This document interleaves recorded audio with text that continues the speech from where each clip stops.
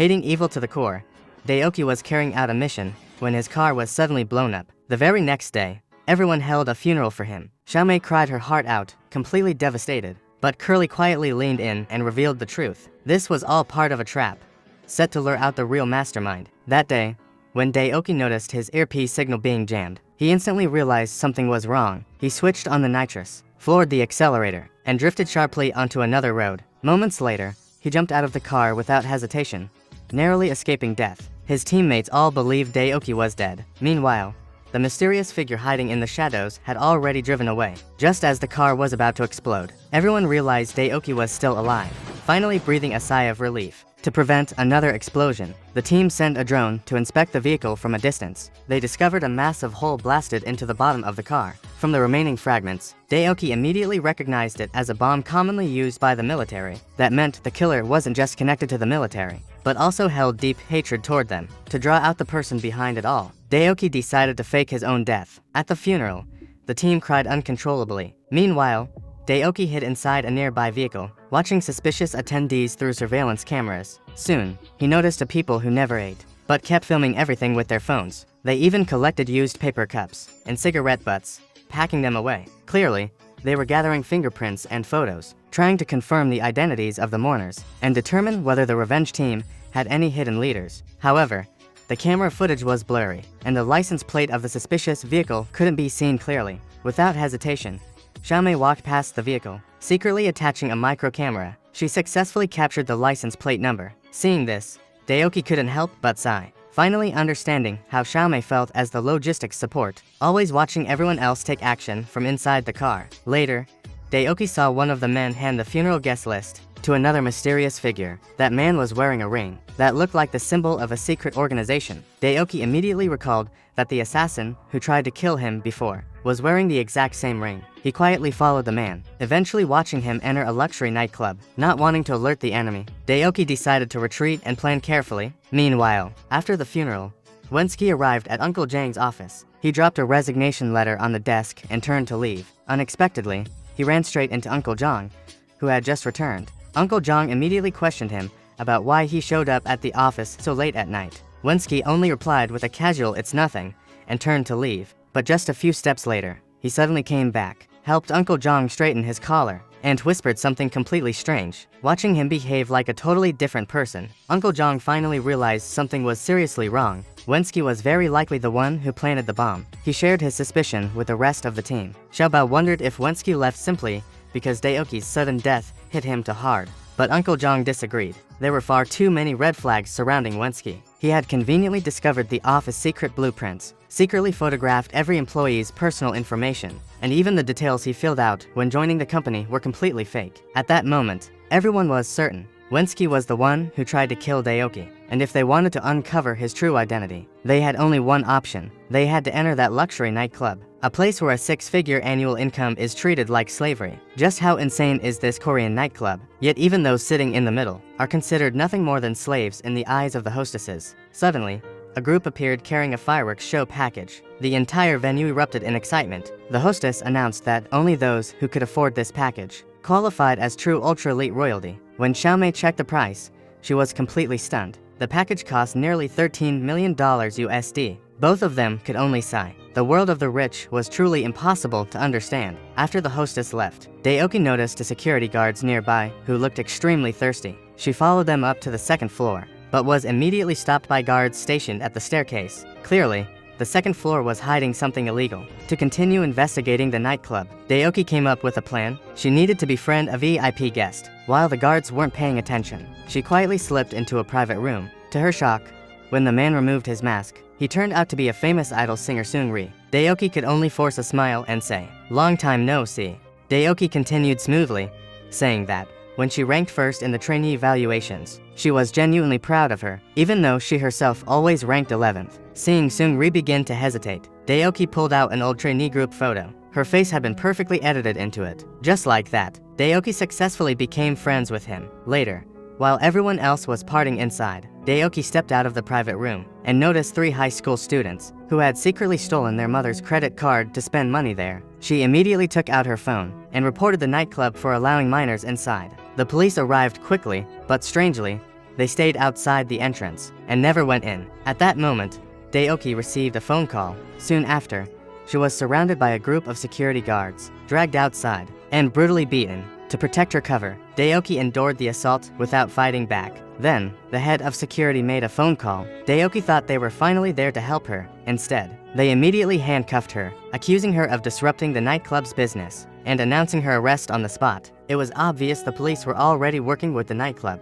At the station, Daeoki demanded to know whether they had received reports about minors entering the club. The officer sneered and said no, then told her to shut up and stop making things up. Moments later, another officer answered a phone call, then, without any explanation, locked Daeoki in a holding cell and charged her with harassing nightclub staff. Before leaving, he mocked her with a sarcastic remark. That same night, a muscular guard working his first shift at the club caught the attention of a wealthy older woman. She stared at him, memorized the number on his badge, and left with a knowing smile. Not long after, the head of security excitedly informed Daeoki that the rich woman had personally requested her, but it wasn't for anything inappropriate. Her job was to protect a bottle of extremely expensive red wine. The woman had ordered the nightclub's most expensive fireworks package. It came with 20 bottles of red wine, each labeled with a number matching a specific guard. If anything happened to that bottle, the guard responsible would be finished. But as soon as Daeoki arrived near the private room, a jealous coworker dragged her aside and slammed her against the wall. She complained bitterly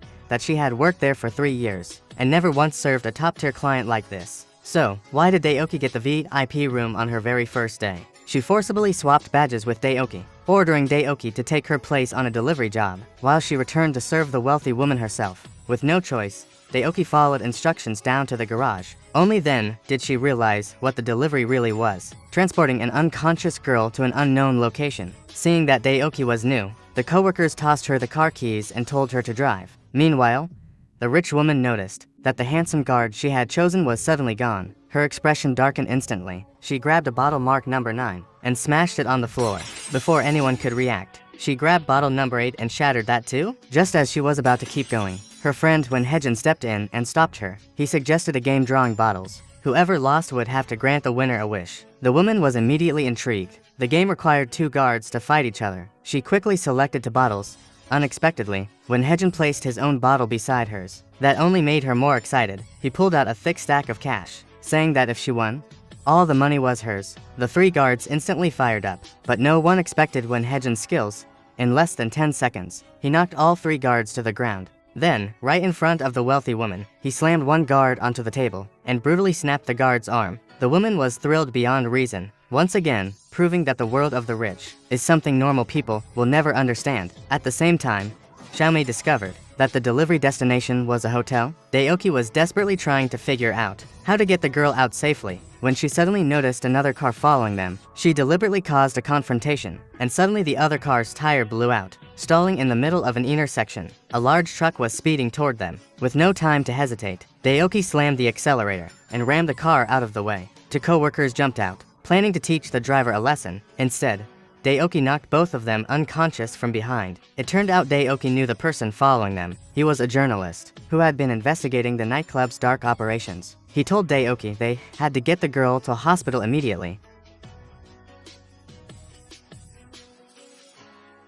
At the hospital, doctors drew the girl's blood. While waiting for the results, the journalist explained that if the girl hadn't been saved tonight, she would have been sent to an unknown location and abused beyond imagination. The girls were treated like products on a shelf, freely selected by VIP customers. Even if they later reported it to the police, it would be useless. The police would simply arrest the girls on drug-related charges because they were already working with the nightclub. The journalist had always wanted to expose the truth behind the club, but alone, he was powerless against something this big. Seeing his despair and helplessness, Daeoki decided she would help him. Back inside the club, a rich young man pointed at a girl downstairs, casually lifting her and forcing her toward his drink. A hostess quickly pulled out her phone to record everything. Soon, the girl became disoriented. 2 guards supported her toward the back exit, whispering something in her ear. As if under a spell, she stumbled toward the door on her own. Every step she took was captured by the surveillance cameras overhead. Only after she left the camera's blind spot did the guards follow after her.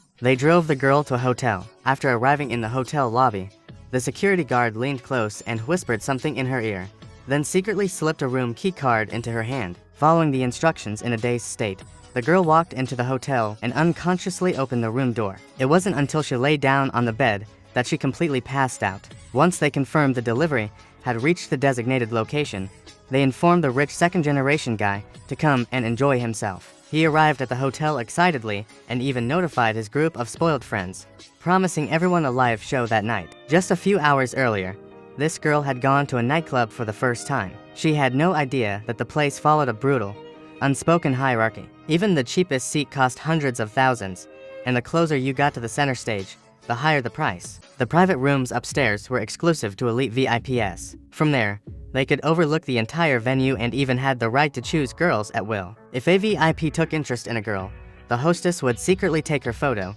then approach her with 2 expensive bottles of red wine. She would skillfully befriend the girl, and when the girl wasn't paying attention, quietly drip an unknown substance into her drink. Before long, the chosen girl would become disoriented and lose awareness. She would then be delivered directly into the hands of the VIP. Even if the girl later reported it to the police, authorities would review surveillance footage from the club and hotel and rule it as consensual behavior. Clearly, the police had already been bought off. After learning about what was happening there, the revenge team took action. Daoki disguised himself as a security guard and infiltrated the nightclub. Daoki pretended to have stomach trouble and sent the other 2 guards back to the club. He then rushed upstairs through the emergency stairwell. At the same time, the rich guy stood beside the unconscious girl on the bed and slowly removed his clothes. Just as he was about to take the next step, he suddenly heard rapid knocking at the door. Thinking it was hotel staff, he opened the door only to find Daoki standing there. Without hesitation, Daoki kicked him hard, sending him flying several feet and smashing into a table, knocking him unconscious. After confirming the girl hadn't been harmed, Daoki finally let out a sigh of relief. He instructed Xiaomei to take the girl to the hospital. Meanwhile, Xiaobao and Curly disguised themselves as cleaners and stuffed the rich guy into a trash bin. Daoki then used a crushing machine to destroy the luxury car nearby, terrifying the rich guy as he rolled around screaming. The man begged nonstop, swearing he would never commit such evil acts again and pleading with Daoki to stop. He was shaking so badly, he felt like his heart was about to jump out of his chest. Daoki mocked him, saying he had never once considered the suffering of his victims, so why should anyone consider him? Daoki climbed onto the machine and controlled the mechanical claw, smashing it down mercilessly on the monster below. This nightclub only allowed young, attractive girls to enter, letting second-floor VIPs treat them like dolls chosen at will and delivered like merchandise. After receiving multiple anonymous reports, a journalist asked his friend, Officer Kui, to investigate. Officer Kui was known for his integrity and immediately agreed to look into it. Before the investigation, the journalist gave him a red recording pen, telling him it could serve as crucial evidence if needed. Late one night, the journalist suddenly received a phone call from Officer Kui. Something felt off in his voice. The journalist wanted to go find him right away,